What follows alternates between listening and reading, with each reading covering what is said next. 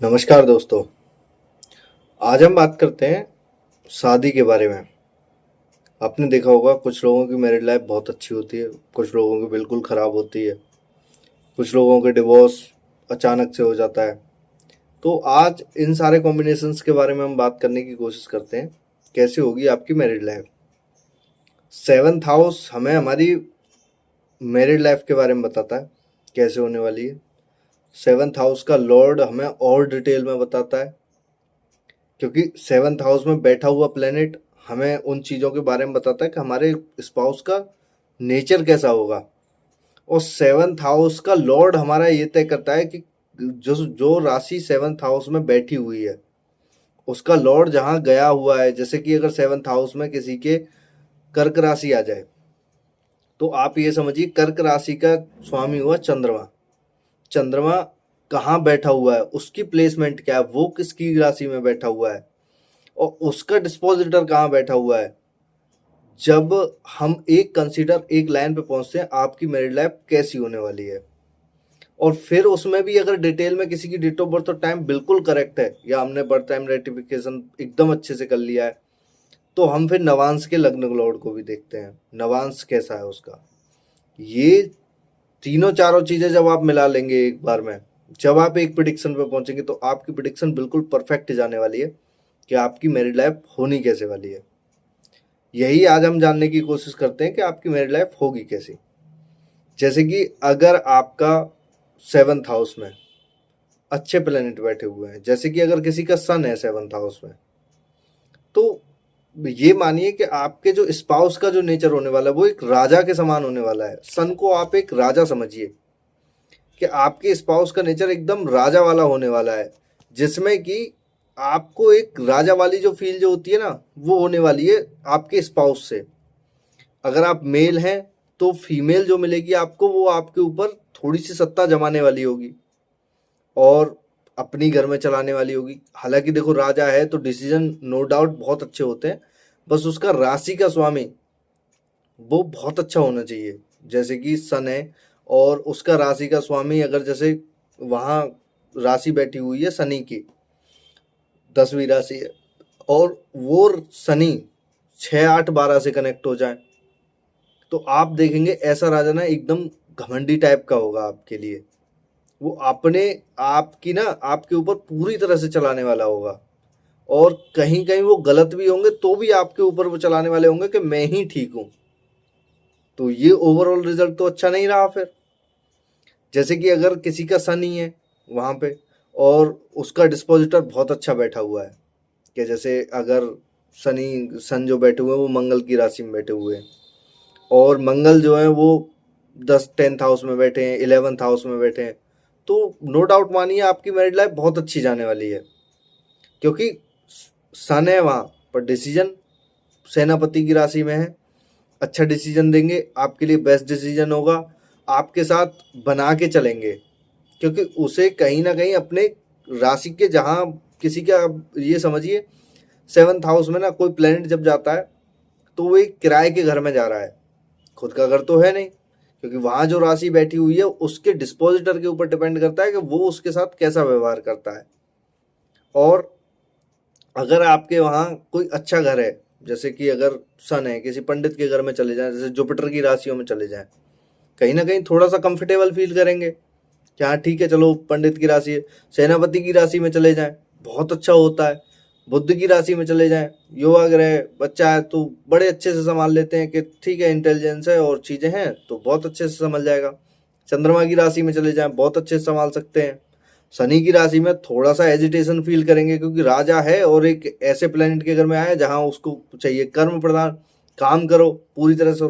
सन राजा क्या है, राजा एकदम क्वालिटी आपने देखी होगी राजा वाली, शांत स्वभाव वाली क्वालिटी के करते हैं काम, पर राजा वाली क्वालिटी से करेंगे, धीरे धीरे काम करेंगे और अपने तरीके से काम करेंगे, डिसिप्लिन में करेंगे, पर चीज़ें जो होंगी वो हमारे प्रकार से होंगी। शनि कहीं ये नहीं देखते कि मेरे प्रकार से हो, जहां हो करो बस, क्योंकि शनि को वो क्वालिटी ज़्यादा पसंद आती है जो आदमी ना हर वक्त लगे रहे गधा मजदूरी की तरह। वो सन को क्वालिटी पसंद नहीं आती। एक तरीके से करेंगे, डिसिप्लिन में करेंगे, पर काम करेंगे, फास्ट करेंगे। शनि कहेंगे धीरे धीरे करो पर लगे रहो, वहाँ रुको मत, तो वहाँ कहीं ना कहीं सन अच्छा फील नहीं करेंगे। अब जैसे सन अगर किसी का 7th हाउस में है तो स्पाउस का नेचर थोड़ा सा अहंकारी भी हो जाता है। अगर जैसे आपके स्पाउस के 7th हाउस में सन है या आपके 7th हाउस में सन है, स्पाउस कहीं ना कहीं जुपिटर वाला और आ जाए या आप जुपिटर वाले निकले, तो एक तरफ पंडित एक तरफ राजा, वहां थोड़ी सी अहंकार की आ जाती है, क्योंकि पंडित बोलता है मैं नहीं झुकूंगा, जुपिटर बोलता है मैं नहीं झुकूंगा, सन बोलता है मैं राजा हूं, मैं झुका के रहूंगा। अगर राजा पंडित की बात अगर मानता है तो बहुत अच्छी फिर मैरिड लाइफ जाती है। और 7th हाउस का लॉर्ड अगर आपका बहुत अच्छी जगह प्लेस है, 2nd हाउस में है, 1st हाउस में है, 4th हाउस में है, 5th हाउस में है, बहुत अच्छी मैरिड लाइफ जानी है। 9th हाउस में और उत्तम जानी है, 10th हाउस में और अच्छी, 11th हाउस में, और 6, 8 एंड 12 में ज़्यादा अच्छी मैरिड लाइफ आप मत मानिए, क्योंकि वहाँ कहीं ना कहीं वो मैरिड लाइफ को थोड़ा सा डिस्टर्ब करने की कोशिश ज़रूर करेंगे। अगर किसी के चंद्रमा है, बहुत अच्छी मैरिड लाइफ जाती है, क्योंकि यहाँ अहंकार वाला कोई इशू नहीं होता है। एकदम जैसे चंद्रमा ना माँ का कारक होता है, कोमल हृदय, भावना ऐसी कि पूरी फैमिली को हमें साथ लेके चलना है, स्पाउस को हमें साथ लेके चलना है, घर गृहस्थी में रुचि वाले होते हैं। और सबसे बड़ी बात होती है, जैसे माँ की ममता नहीं होती, चंद्रमा वाले की वाइफ ऐसी मिलती है कि जो केयर टेकर होती हैं पूरी तरह से। और यहाँ मैरिड लाइफ बहुत अच्छी जाती है। यहाँ चंद्रमा के साथ में कोई भी राशि हो बहुत अच्छा चलता है, बशर्ते बस इनसे राहु केतु लिंक ना हो। कैसे भी शनि होते हैं तो थोड़ी सी चंद्रमा की ड्राई कर देते हैं, मतलब चीज़ें ये समझिए रिश्तों को ना थोड़ी सी सूखापन सा ला देते हैं। जहाँ चंद्रमा कोमल हृदय और सारी चीज़ों को, वहाँ शनि थोड़ा सा बस ये कर देते हैं कि चीज़ें हो जो हों वो हमारे हिसाब से थोड़ी सी ड्राई प्लेसेस में। जैसे एक चीज़ समझिए, चंद्रमा ना खुशी खुशी चीज़ों को कर रहा है और शनि वहाँ आ जाए एकदम प्रेशर ला के क्रिएट कर दे, तो वो प्रेशर वाली जो स्थिति जो रहती है ना, वो चंद्रमा के साथ में रहती है 7th हाउस में। यहाँ आपको जो स्पाउस जो देखने को मिलेगा वो थोड़ा सा ऐसा मिलेगा शांत स्वभाव का, पर चंद्रमा की वजह से थोड़ा ही शांत स्वभाव का मिलेगा कि थोड़ा रहस्यमय आदमी मिलेगा आपको, व्यक्ति जो मिलेगा सामने वाला। और चीज़ें जो होंगी वो अच्छी होंगी, मतलब ठीक ठीक होंगी।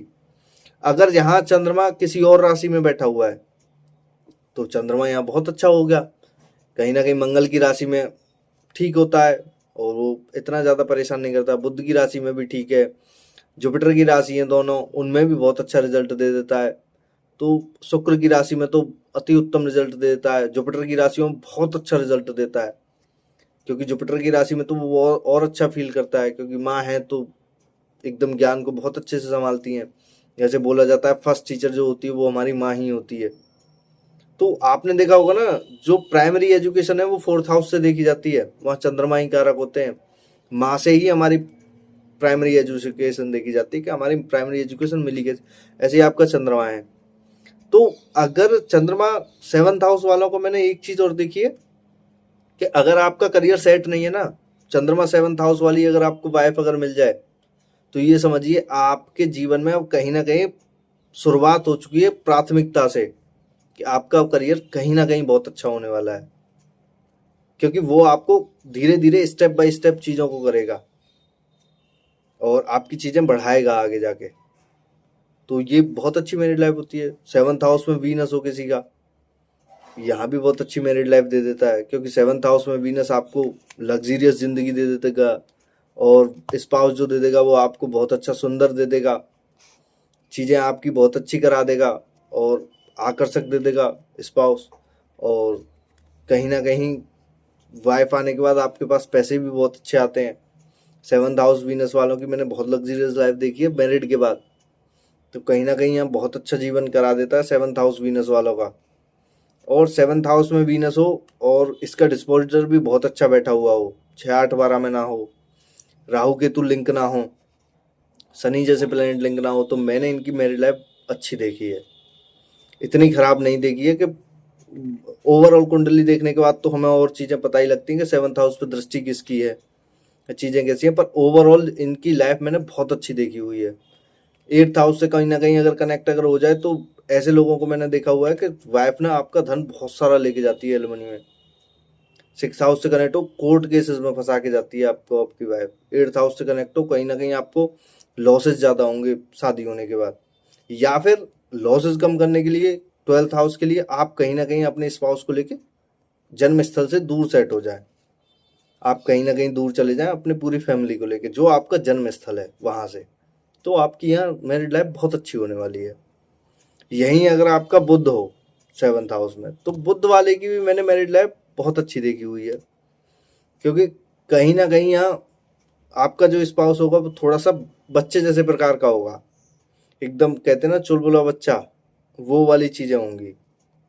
और बच्चा है तो कहीं ना कहीं आपके अगर जैसे आप जुपिटर वाले हो, मैच्योर हो, तो आपको वो ज़्यादा पसंद नहीं आएगा, ये पूरे दिन बक बक करता है। शनि वाला तो और ही उसको झेलना बहुत मुश्किल हो जाता है, क्योंकि वो कहीं ना कहीं सोच ऐसी रखता है कि जो चीज़ करते हैं एकदम हंसी खुशी से, छोटी मोटी चीज़ों में ही खुश होके, या चीज़ों को तंग करके, या हंसी मजाक वाला रिश्ता जो रहता है वो बुध सेवन्थ हाउस वालों का ही होता है।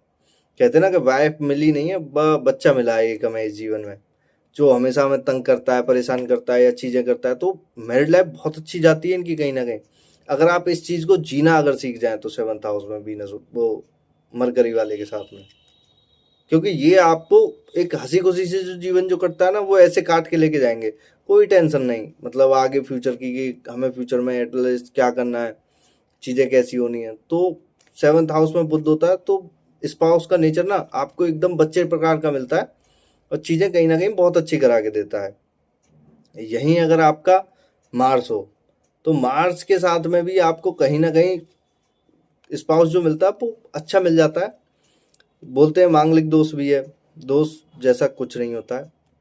थोड़ा चिड़चिड़े स्वभाव का आपका जो स्पाउस जो होने वाला है, थोड़ा गुस्सेल टाइप का, ऊर्जा से भरपूर, क्योंकि अगर आपके सेवन्थ हाउस में मार्स है, स्पाउस जो मिलेगा वो आपको थोड़ा सा ऐसा मिलेगा कि जो उत्साही होगा, चीज़ों को करो अभी करो, और साहसी होगा, पराक्रम पे चलने वाला होगा कि पराक्रम जो करना है जल्दी करो, फास्ट करो। तो ये भी अच्छा होता है, पर अगर आप इसमें थोड़े से आलसी हैं तो आपकी वहाँ लड़ाई होना तय है, क्योंकि सामने स्पाउस आपको बोलेगा आप चीज़ें कर क्यों नहीं रहे हैं, ऐसे बैठे क्यों हैं, या चीज़ें जो करनी है उन्हें टाइम पे ख़त्म करके करिए, और आप चीज़ों को डिले करने वाले हैं, तो वहाँ आपकी कहीं ना कहीं मैरिड लाइफ में प्रॉब्लम होने ही वाली है।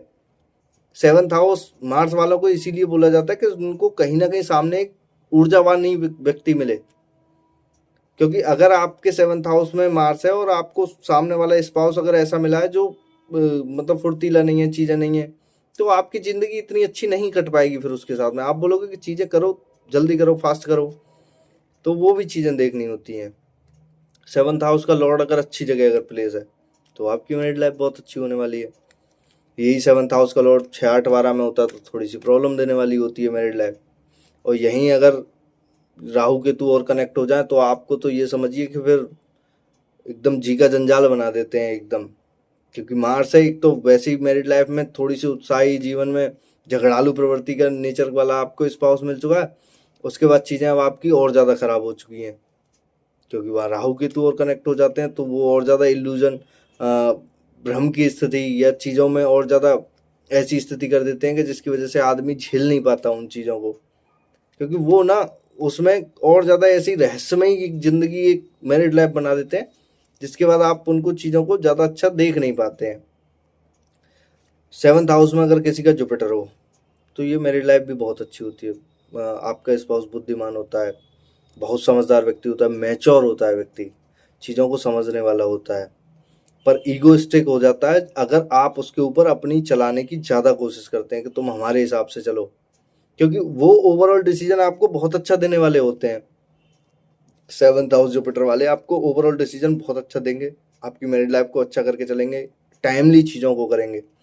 सेवन्थ हाउस जुपिटर वालों को मैंने मैरिड लाइफ में बहुत अच्छा करते हुए देखा है, अगर वो अपने स्पाउस के बातों में चलें, और ये स्पाउस आपको कभी गलत एडवाइस नहीं देंगे। अगर जुपिटर अगर यहाँ अगर अच्छा बैठा हुआ, उसका लॉर्ड भी बहुत अच्छी जगह प्लेस है, तो ऐसे लोगों को मैंने स्पाउस की एडवाइस मानते हुए बहुत आगे तरक्की करते हुए देखा है। पर क्या होता है ना कि आप स्पाउस की बात अधिकतर मानते नहीं हैं, क्योंकि आपको लगता है ये ना ज्ञान ज़्यादा दे रहा है मेरे को, और वो ज्ञान क्या होता है व्यक्ति को, आदमी को पसंद नहीं आता। या वो मैंने तो आपको पति का ज्ञान ज़्यादा अच्छे नहीं, हर वक्त ज्ञान देना होता है। और जुपिटर वालों का, 7th हाउस वालों को मैंने ये भी दिखा है, ये लोग ज्ञान बहुत ज़्यादा देते हैं और हर वक्त देते हैं, तो हर वक्त देना भी ज़्यादा खराब है, जिसकी वजह से मैरिड लाइफ में आपको बहुत ज़्यादा प्रॉब्लम होती है। तो ऐसे केसेस में आपको देखना होता है कि आपको चीज़ें करनी कैसे होती हैं, संभाल के करें, चीज़ें एडवाइस दें, पर ये नहीं कि हर वक्त जहां आपको एडवाइस नहीं देनी है वहां भी आप एडवाइस दे रहे हैं, तो आपको बहुत ज़्यादा प्रॉब्लम होने वाली होती है। इसीलिए 7th हाउस में जुपिटर बहुत अच्छी मैरिड लाइफ देते हैं, बशर्ते आप चीज़ों को थोड़ी संभाल के करें और चीज़ों को आप ऐसे करें कि आप रिश्ते को एकदम ऐसे मैच्योर बन के आप चीज़ों को संभाल रहे हैं, तो यहाँ बहुत अच्छा दे देता है। और यहीं अगर आपका शनि हो, तो शनि के लिए मैंने देखा हुआ है मैरिड लाइफ ठीक ठीक गुजरती है। हालांकि इनका कभी डिवोर्स नहीं होता। 7th हाउस शनि वालों को मैंने एक चीज़ देखी है क्वालिटी, इनका डिवोर्स नहीं होता जब तक ये ना चाहें।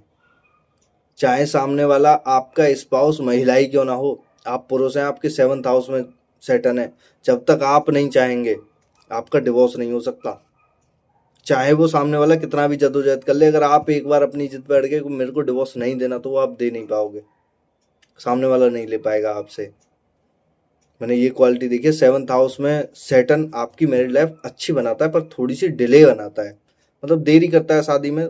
स्वाभाविक सी बात है, शनि का काम है थोड़ी सी देरी करना, पर एटलीस्ट आपकी मैरिड लाइफ चलाता है शनि। वहाँ आपको चीज़ें ऐसी सिखाता है कि रिश्ते में आपको क्या टाइम देना है, क्योंकि शनि देखो नेचुरल ना कर्म का कारक है। तो आप खुद एक चीज़ देखोगे कि शनि एक चीज़ सिखाता है आपको कि आप चलाना कैसे है रिश्ता, आपको चीज़ें करनी कैसे हैं। क्योंकि आप शनि के साथ में ये नहीं कह सकते कि मैं यहाँ सीख नहीं रहा हूँ। शनि जैसे जैसे किसी की दशा स्टार्ट होती है 19 साल की, आप फर्स्ट डे एंड 19 साल बाद अगर आप उस व्यक्ति से अगर आप पूछोगे, तो वो एक बात बोलेगा, चाहे वो 60 साल का ही व्यक्ति क्यों ना हो, 60 साल पे उसकी दशा क्यों ना स्टार्ट हुई हो, एक बात बोलेगा वो 19 साल बाद कि मैंने जो इस 19 साल में सीखा वो मैंने पूरी जिंदगी में नहीं सीखा। तो सैटर्न जहाँ बैठे हुए वो आपको सिखाना चाहता है कि आपको रिश्ते निभाने कैसे हैं, चीज़ें चलाने कैसी, कहाँ आपके कर्मों में कमी रहेगी थी जो आपको चलानी है, वो सैटर्न आपको बताता है। 7th हाउस में सैटर्न है, इसका मतलब आपको स्पाउस के साथ में कैसी कंपेटिबिलिटी देखनी है, कैसे आपको चीज़ें सामंजस्य के साथ बैठानी है, कैसे आपको रिश्ता निभाना है, कैसे आपको रिश्तों के लिए टाइम देना है। क्योंकि यहाँ टाइम देना आपके लिए एक चैलेंज बन चुका है 7th हाउस में सैटर्न है, तो वो आपको टाइम देना पड़ेगा। जब आपके वहाँ 7th हाउस में बहुत अच्छी चीज़ें हो पाएंगी और आपकी मैरिड लाइफ बहुत अच्छी चलेगी। क्योंकि लोग ना सैटर्न को ना वो नहीं कर पाते हैं, बोलते हैं सैटर्न है यहाँ हम संभाल नहीं पाएंगे, यहाँ में ज़्यादा टाइम देना। पर आप एक बार अगर सैटर्न के साथ में अगर स्टार्ट अगर हो गए मेहनत करने के साथ, जैसे ही आपके 90 डेज हो गए एक बार सैटर्न को आपने हील करते हुए, या सैटर्न को आपने जो कर्म है, वो जो सैटर्न का जो कर्माज है वो आपने अगर देना, अगर उसको अगर स्टार्ट अगर कर दिया, सैटर्न आपका नो डाउट बहुत अच्छा रिजल्ट देने वाला होता है। सैटर्न कभी किसी को परेशान नहीं करते। बोलते हैं ना शनि की 7.5 चल रही है, शनि की ढैया चल रही है, शनि की दशा चल रही है, शनि मेरा यहाँ है, उसने मुझे दुखी कर रखा है। शनि कभी किसी को परेशान नहीं करते, बशर्ते शनि के हिसाब से जो कर्माज है वो आप निरंतर करते रहें।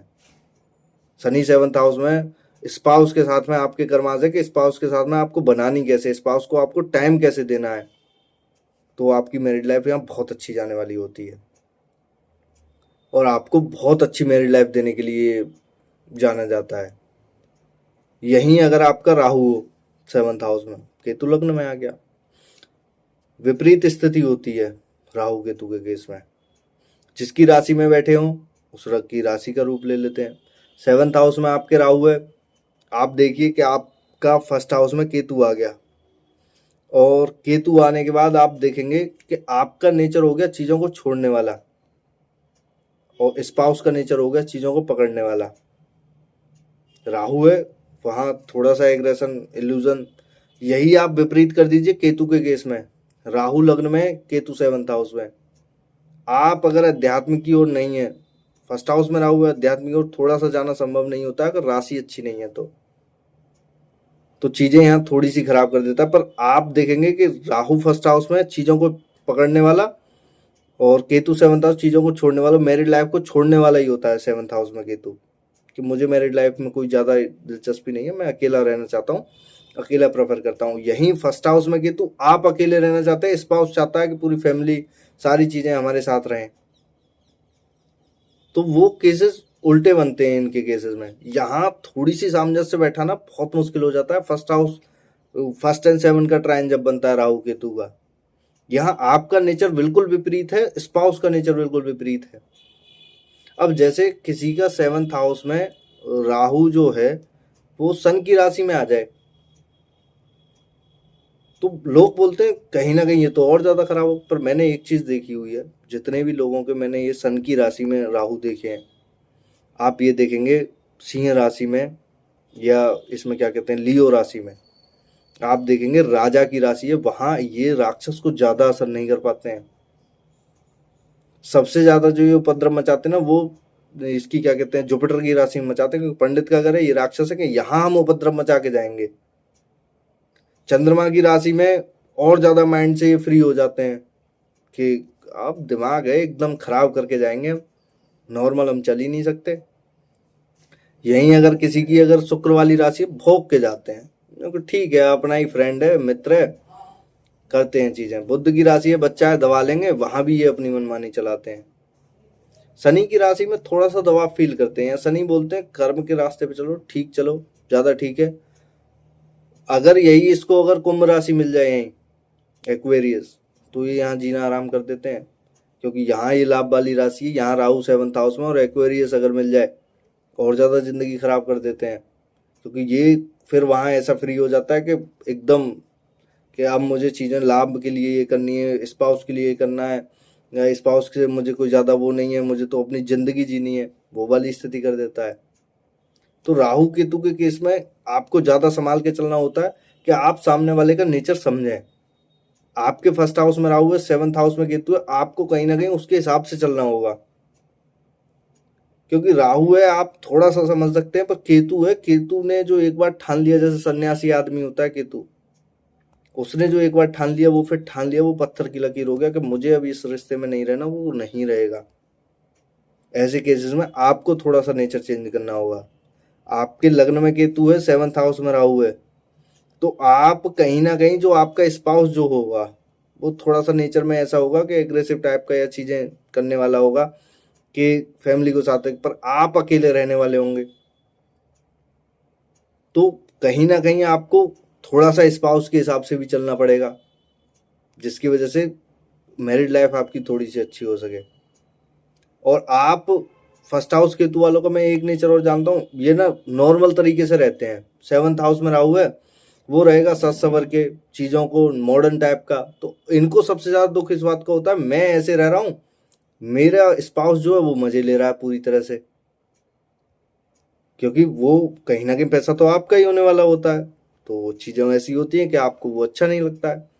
इस वजह से कहीं ना कहीं आप स्पाउस के लिए, सेवंथ हाउस में किसी के राहु है, आपके केतु है लग्न में, मैंने ऐसे लोगों को बताया स्पाउस के लिए आप कहीं ना कहीं मंथली खर्च के लिए पैसे दें, कि आप इसका कुछ भी करो, XYZ आप अपने ऊपर खर्च करो, अपने सजने के संवरने के ऊपर खर्च करो, या पुरुष हैं आप तो आपकी महिला के सेवंथ हाउस में, आपके सेवंथ हाउस में रहो, तो आप उनके लिए दीजिए, आप अपने स्पाउस के लिए, तो वो बहुत अच्छा रिजल्ट देता है। फिर कहीं ना कहीं आपको ज़्यादा परेशान, क्योंकि आप अगर अपनी तरह अगर सोच रहे हैं तो वो बिल्कुल गलत है, आपके जस्ट विपरीत होने वाला है राहु केतु का एक्सेस।